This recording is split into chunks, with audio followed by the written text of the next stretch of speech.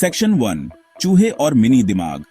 एक अजीबोगरीब प्रयोग दोस्तों, क्या आपने कभी सोचा है कि अगर हम एक चूहे के दिमाग में एक लैब में बनाया हुआ दिमाग डाल दें तो क्या होगा? यह विचार जितना अजीब है उतना ही रोमांचक भी है। विज्ञान की दुनिया में ऐसे प्रयोग हमें नई संभावनाओं की ओर ले जाते हैं। सुनने में अजीब लगता है ना? लेकिन यही तो विज्ञान की खूबसूरती है, जो असंभव को संभव बना देती है। वैज्ञानिकों ने इस चुनौती को स्वीकार किया और एक अद्भुत प्रयोग को अंजाम दिया। लेकिन वैज्ञानिकों ने यह कारनामा कर दिखाया है। उन्होंने एक ऐसा प्रयोग किया है जो विज्ञान की दुनिया में एक मील का पत्थर साबित हो सकता है। इस प्रयोग ने हमें यह सोचने पर मजबूर कर दिया है कि हम दिमाग के बारे में कितना कम जानते हैं और कितना कुछ जानना बाकी है। जी हाँ, वैज्ञानिकों ने एक खास किस्म के मिनी ब्रेन्स को चूहों के दिमाग में इंजेक्ट किया और हैरान कर देने वाले नतीजे देखे। इन मिनी ब्रेन्स को ऑर्गेनॉइड्स कहा जाता है, जो असल में मानव दिमाग के छोटे छोटे मॉडल होते हैं। इन्हें लैब में स्टेम सेल्स से विकसित किया जाता है। यह प्रयोग सुनने में जितना अजीबोगरीब लगता है उतना ही दिलचस्प भी है। वैज्ञानिकों ने इन मिनी ब्रेन्स को चूहों के दिमाग में इंजेक्ट करके देखा कि वे कैसे विकसित होते हैं और चूहों के व्यवहार पर इसका क्या असर पड़ता है। यह प्रयोग हमें दिमाग की कार्य प्रणाली को बेहतर समझने में मदद कर सकता है। इस प्रयोग के जरिए वैज्ञानिक दिमाग के रहस्यों को समझना चाहते हैं और कई गंभीर बीमारियों का इलाज ढूंढना चाहते हैं, जैसे कि अल्जाइमर, पार्किंसंस और अन्य न्यूरोलॉजिकल विकार। यह प्रयोग हमें इन बीमारियों के इलाज के नए रास्ते दिखा सकता है। इस वीडियो में हम जानेंगे कि ये मिनी ब्रेन्स क्या होते हैं, इन्हें कैसे बनाया जाता है और चूहों पर किए गए इस प्रयोग के क्या नतीजे निकले हैं। हम यह भी जानेंगे कि इस प्रयोग का भविष्य में क्या महत्व हो सकता है और यह कैसे हमारी समझ को बदल सकता है। तो आइए दिमाग की इस अद्भुत दुनिया में डुबकी लगाते हैं और जानते हैं इस प्रयोग के बारे में सब कुछ। यह यात्रा न केवल रोमांचक होगी, बल्कि हमें विज्ञान की नई ऊंचाइयों तक ले जाएगी। चलिए शुरू करते हैं। सेक्शन 2, स्टेम सेल से दिमाग मिनी ब्रेन्स का निर्माण। आप सोच रहे होंगे कि ये मिनी ब्रेन्स आखिर होते क्या हैं? मिनी ब्रेन्स, जिन्हें ऑर्गेनॉइड्स भी कहा जाता है, छोटे 3 आयामी संरचनाएं होती हैं जो मानव मस्तिष्क के कुछ पहलुओं की नकल करती है। ये वैज्ञानिक अनुसंधान के लिए एक महत्वपूर्ण उपकरण बन गए हैं। दरअसल ये स्टेम सेल से बनाए जाते हैं। स्टेम सेल, जो हमारे शरीर की मूलभूत कोशिकाएं होती हैं, में किसी भी प्रकार की कोशिका में बदलने की क्षमता होती है। स्टेम सेल हमारे शरीर की ऐसी कोशिकाएं होती हैं जिनमें किसी भी अंग या ऊतक का निर्माण करने की क्षमता होती है। ये कोशिकाएं विशेष परिस्थितियों में विभाजित होकर विभिन्न प्रकार की कोशिकाओं में बदल सकती हैं। वैज्ञानिक इन स्टेम सेल को खास परिस्थितियों में इस तरह विकसित करते हैं कि ये दिमाग की कोशिकाओं यानी न्यूरॉन्स में बदल जाती है। इस प्रक्रिया में स्टेम सेल को एक विशेष माध्यम में रखा जाता है जो उन्हें न्यूरॉन्स में बदलने के लिए प्रेरित करता है। फिर इन्हीं न्यूरॉन्स से मिलकर बनता है मिनी ब्रेन। ये न्यूरॉन्स एक दूसरे के साथ जुड़कर एक जटिल नेटवर्क बनाते हैं जो मस्तिष्क की कार्य प्रणाली की नकल करता है। ये मिनी ब्रेन्स हूबहू इंसानी दिमाग जैसे तो नहीं होते, लेकिन इनमें दिमाग की कई खासियतें होती हैं। इनमें न्यूरॉन्स के बीच संचार और विद्युत संकेतों का आदान प्रदान शामिल है। ये दिमाग की तरह ही विद्युत संकेत भेजते हैं और आपस में जुड़कर एक नेटवर्क बनाते हैं। वैज्ञानिक इन मिनी ब्रेन्स का उपयोग विभिन्न न्यूरोलॉजिकल बीमारियों जैसे अल्जाइमर और पार्किंसंस के अध्ययन के लिए करते हैं। इसके अलावा ये दवाओं के परीक्षण और विकास में भी सहायक होते हैं, जिससे नई चिकित्सा विधियों की खोज में मदद मिलती है।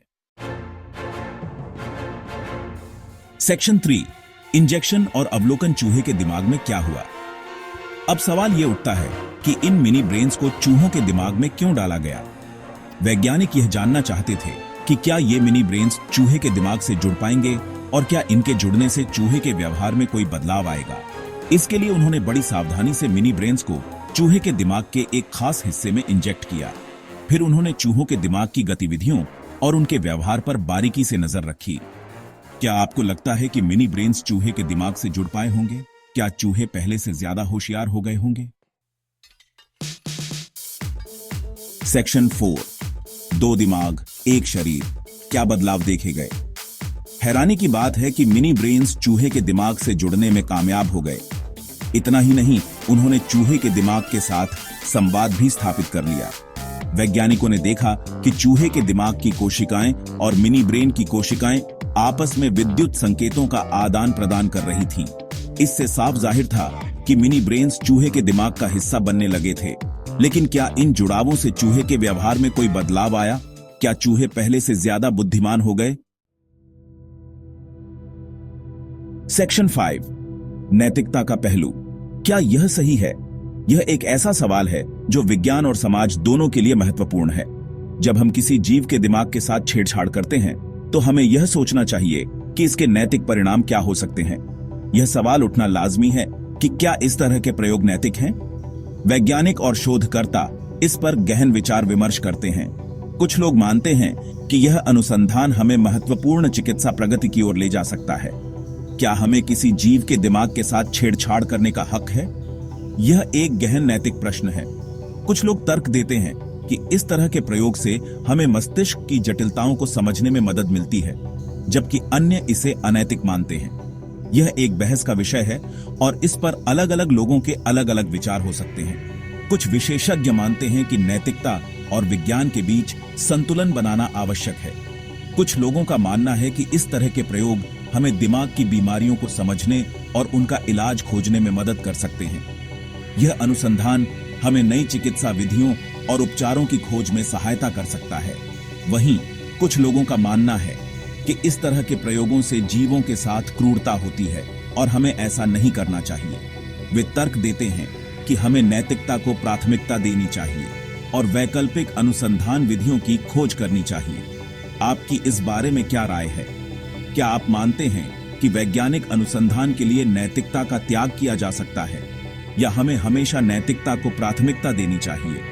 क्या आपको लगता है कि इस तरह के प्रयोग नैतिक हैं?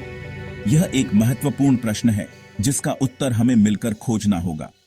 विज्ञान और नैतिकता के इस संगम पर विचार करना आवश्यक है। सेक्शन 6, विज्ञान के क्षितिज पर भविष्य की संभावनाएं। चूहों के दिमाग में मिनी ब्रेन्स डालने का यह प्रयोग विज्ञान जगत के लिए एक बड़ी कामयाबी है। इस प्रयोग ने भविष्य के लिए कई रास्ते खोल दिए हैं। अब वैज्ञानिक इस तकनीक का इस्तेमाल करके दिमाग की कई गंभीर बीमारियों जैसे अल्जाइमर, पार्किंसंस और डिमेंशिया का इलाज खोजने की कोशिश करेंगे। इसके अलावा इस तकनीक की मदद से लकवाग्रस्त लोगों को फिर से चलने फिरने और बोलने में मदद मिल सकती है। यह तकनीक इतनी क्रांतिकारी है कि इसकी मदद से हम भविष्य में ऐसे रोबोट भी बना सकते हैं जो इंसानों की तरह सोच और समझ सकें। सेक्शन 7, दिमाग की गहराइयों में शोध के नए आयाम। यह प्रयोग सिर्फ एक शुरुआत है। दिमाग की गहराइयों में अभी भी कई राज छिपे हैं जिन्हें जानने के लिए वैज्ञानिक दिन रात मेहनत कर रहे हैं। मिनी ब्रेन्स की मदद से अब हम दिमाग के विकास, उसके काम करने के तरीके और बीमारियों के कारणों को और बेहतर तरीके से समझ पाएंगे। यह शोध हमें दिमाग के रहस्यों को उजागर करने में मदद करेगा और मानवता के लिए एक नई सुबह लेकर आएगा। सेक्शन 8, मानवता के लिए वरदान या अभिशाप।